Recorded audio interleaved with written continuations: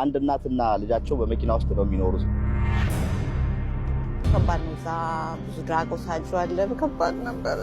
ብዙ ጣጣ ነው ያሳለፍነው። ከብዳል። ብዙ በቃ ሰከራም ራግ የሚወስድ ብዙ አይነት ሰው ነው ያለው። ለእናቴ ይከብዳል። ለእኔ መታችን ግን አብሶ እናቴ ተጎድታለች። እኔ አቅሟ አለኝ፣ እኔ እችላለሁ።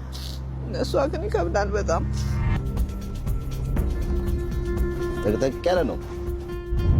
የት እንድረስ ብለን ነው እንጂ መኪናማ አይመችም። ሊኖርበት ሊታደርበት አይመችም። እንደዚህ ቁጭ ብላችሁ የምትተኙት አትተኙም?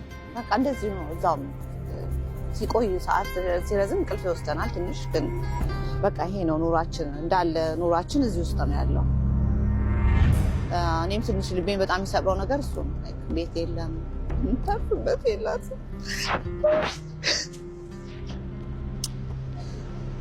ከባድ ነው። ልጅ ለእናቱ ጥሩ ነገር ነው የሚያስበው እንጂ እንደዚህ ወድቃ በየቦታ ተሰቃይብኝ አልፈልግም። አሁን እንደዚህ ቁጭ ብለው ነው የሚያድሩት፣ እንደዚህ ቁጭ ብለው። ስለዚህ አልጋ ተኝተው አያውቁም ማለት ነው። እንደዚህ ለአንድ አመት ልጁ ተጨብጣን ነው። አልጋማ ከናፈቀኝ ስንት ጊዜው አልጋና ፍራሽ። ከዚህ ከመኪና ተላቀን ቤት ኖሮን በቃ እንደ ሰው መኖር እንችል እንዲረዱ ብቻ ነው የምጠይቀው። ሌላ ነገር አለ ቢቸግረኝ ነው ቆርጬ እንደዚህ በግልጽ የምለምናችኋለሁ እና የተቻላችሁትን እርዳታ ታደርጉልኝ ዘንድ ልመናዬ ይኸው ፊታችሁ አፈሳለሁ። ቢቸግረኝ ነው ቆርጬ እንደዚህ በግልጽ የምለምናችኋለሁ እና የተቻላችሁትን እርዳታ ታደርጉልኝ ዘንድ ልመናዬ ይኸው ፊታችሁ አፈሳለሁ። እንዴት ነው? እንዴት ተቋቋሙት ይሄን ብርድ? ሙቀቱም አለ መኪና ውስጥ። እንዴት ነው? ብርዱ ነው ከሁሉ ክፉ። መቼም ሙቀቱም በሙቀት ጊዜም ኃይለኛ ነው እና መኪና ውስጥም አይመችም። የግድ የት እንሂድ ግን የት እንድረስ ብለን ነው እንጂ መኪናማ አይመችም። ሊኖርበት ሊታደርበት አይመችም። ግን ሌላ ኑሮ ስለሌለን የግዴታ ይዋለን እስካሁን። ብዙ ጣውረድ ነበረ።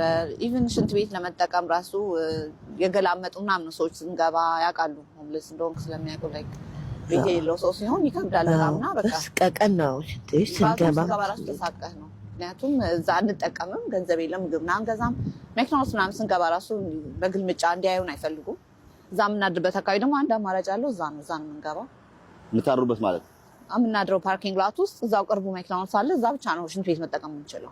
ግን ወጣችሁ ለህዝብ ተናግራችኋል? የኢትዮጵያ ህዝብ በኢትዮጵያ ኮሚኒቲም በሌሎች የሚያውቋችሁ ሰው በቤተክርስቲያን ምናምን ሊገዛ ኮሚኒቲ ሞክሬ ነበር። ትንሽ እርዳታ ሊያደርጉ ለእናቴ እንኳን አትስ ብዬ ነበረ። ላይክ እኔን ሳልጠይቃቸው አንቺ ሲቲዝን ነሽ ወይስ እንዴት ነው አሉ። አዎ ነኝ ስል አይ በቃ አሜሪካን ጋቨርንመንት ራሱ መንግስት አይረዳችሁም እንዴ የሚል መልስ ነው የተመለሰልኝ።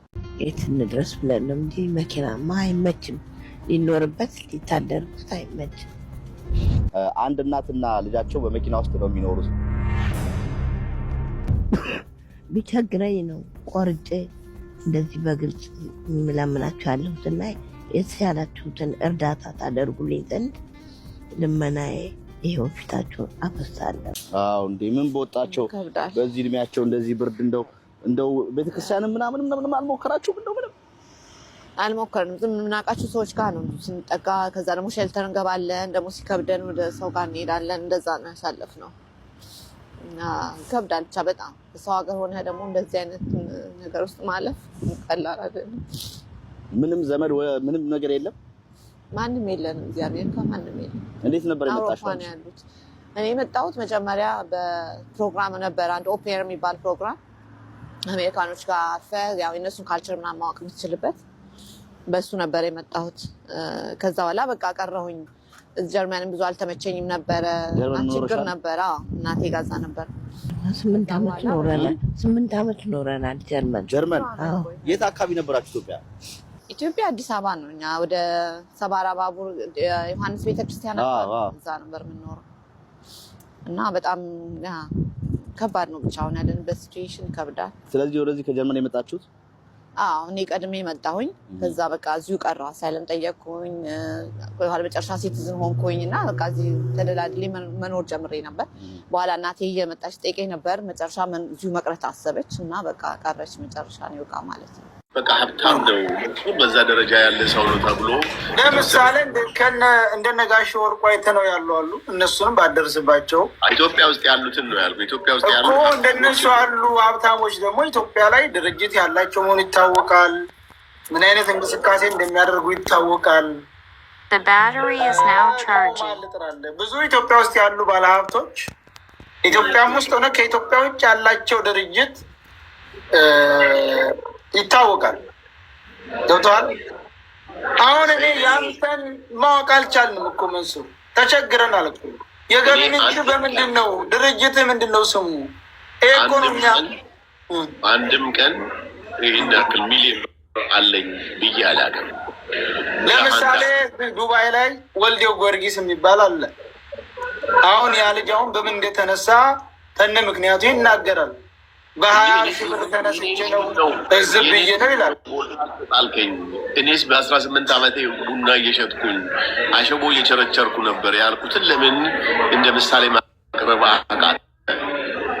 ሾፌር ነበርኩኝ። ይሄን ሁሉ ላይ አልፌ ነው የመጣሁት ብዬ የተናገርኩትን ለምን የወልደ ጊዮርጊስ ብቻ እውነት ነው አሁን ያቆምከው? እሺ አሁን እነዛ በዛ መጣን ያሉ ከጎጃም ተጫካ ወጥተን በእንትን ብለን በ20 ሺህ ብር ያሉ ሰዎች አሁን ላይ ያሉበት ደረጃ ድርጅታቸው የሚሆን ምግብ ቤታቸው የሚሆን በስራቸው የሚያሰሩ ሰዎች እናውቃለን። የእነዚህን ሰዎች ድርጅት እናውቃለን። አንተ ከዛ ተነሳ አሁን የደረስክበት የድርጅት ስም ወይም ደግሞ አሁን የደረስክበት የደረጃ የኔ ሀብት እኮ ነው ችግሩ መንሱሪ። እኮ ነው እያጭበረበረ ያለው። This is my money. We are a trader. We are a crypto man. ስለዚህ እንዴት ነው የማይወጣው ወደ ውጭ? ድርጅቱ ስም እንዴት አይነገርም? ለምሳሌ ወደ ጊዮርጊስ አለ አይደል? ወልደ ጊዮርጊስ ዲሊቨሪ አለው። ምግብ ቤት አዲስ ከፍቷል። የተለያዩ እንቅስቃሴዎቹ ታውቃለህ፣ እየሰራ ነው ማለት ነው። ድርጅት አለው፣ ሰራተኛ ይቀጥራል። ሌሎችም ብዙ ድርጅታቸው ይታወቃል። አሁን አንተ እንዳልከው ይሄ ስልክ ነው የኔ አለ። ስለዚህ መንሱር ይቅርታ፣ አንዳንድ ሙስሊም ወንድሜ ይሄ ስልክ ነው ብዙዎችን እያታለለ ያለው ይሄ ስልክ። እኔ እዚህ ስልክ ውስጥ ያለኝ አሁን ምንድን ነው የኢትዮጵያ ንግድ ባንክ ኢቲኤም እና የኢማራት ኢቲኤም ነው አለኝ። አንተ ነህ እኮ እዛች ውስጥ ያለችው ደግሞ ስንት እንደሆነች አውቃታለሁ። አንተ ነህ እሱ፣ እኔ ግን አይደለሁም። እኔ ካፒታል እዚህ ውስጥ ነው ያለው።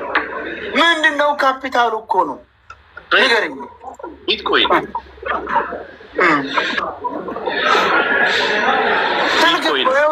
ስልክ ይኸውልህ፣ ለምሳሌ አሁን ይሄ ልብስ ቤት አለ እንበል። ይኸውልህ ይሄ ልብስ ቤት አለ እንበል። እውነት ነው፣ ይሄ ልብስ ቤት አለ። የምሰራው በዚህ ነው። ቆይ ላሳይ። ትራዲሽናል ነጋዴ ነህ፣ እኔ ትራዲሽናል አይደለሁም።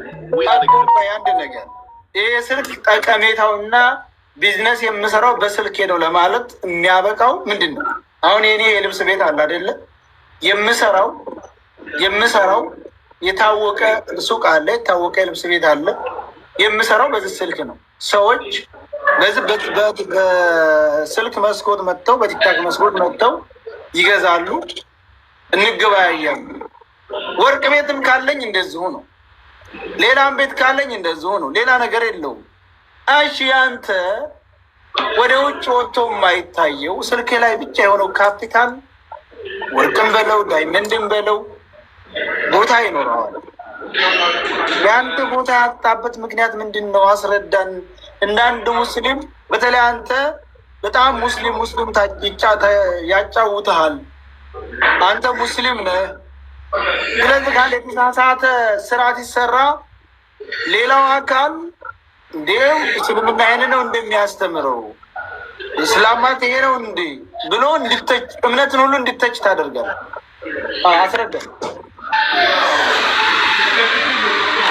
ሰይዶ። አንድ ነገር ማወቅ ያለብህ ወንድሜ፣ 4 ዓመት ቲክቶክ ላይ ምናልባት አንተ ላታገኝ ትችላለህ። እኔ 4 ዓመት ነው የመጣሁት። 4ቱን ዓመት ብር ስሰጥ ነው። አንድ ቀን ለምኜ አላውቅም። ጌም ተጫውቼ አላውቅም። ወይ ደግሞ አዋጡልኝ ብዬ አላቅም። የቀጠሮ ጌም አለኝ እባካችሁ እንዳትቀሩ ብዬ አላቅም። ኤቭሪዴይ ከ5 እስከ 10 ሺህ ብር እየሰጠው ነው ያለሁት። ገባ?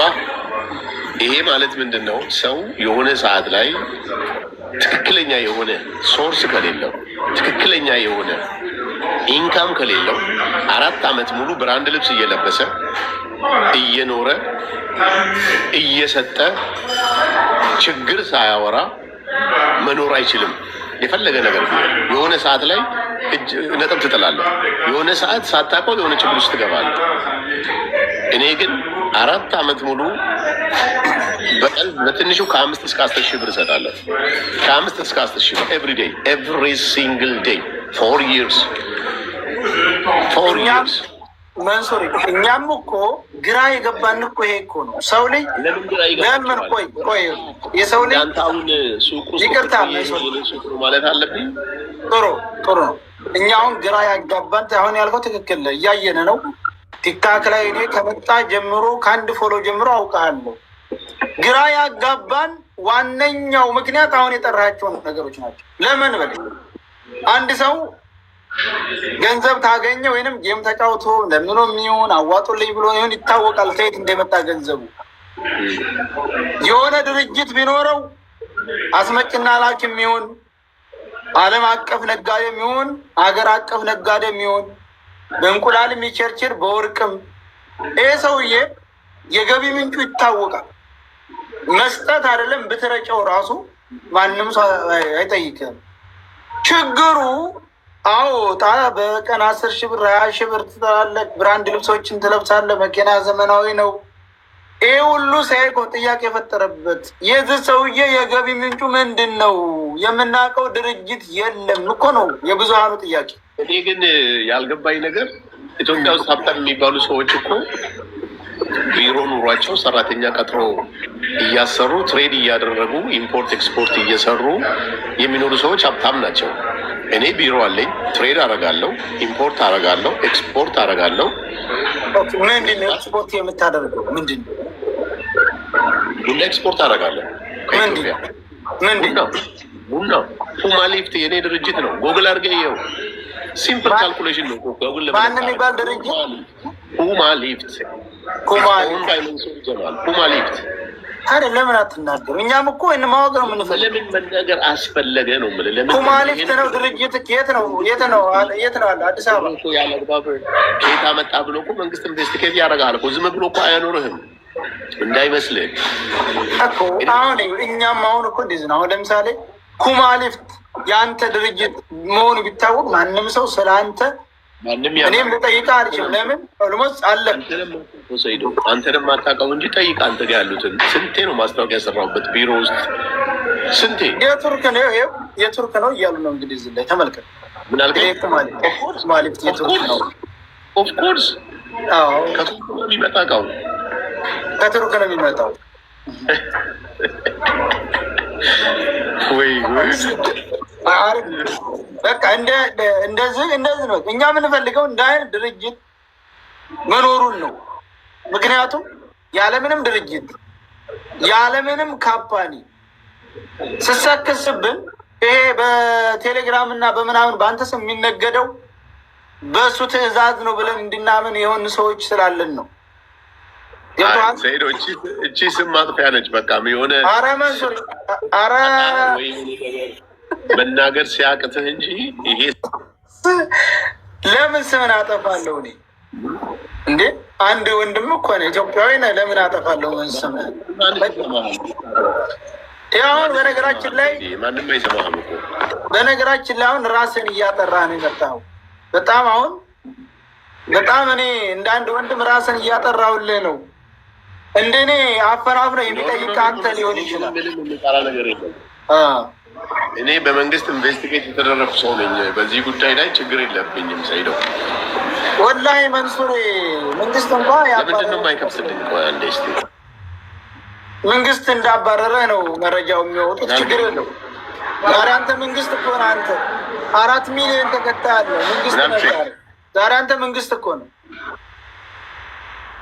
ምን 4 ሚሊዮን ተከታይ አለ አንተ ዛሬ መንግስት ነው ምርጫ ብትወዳደር ራሱ 4 ሚሊዮን ቢመርጥ ታሸንፋለህ።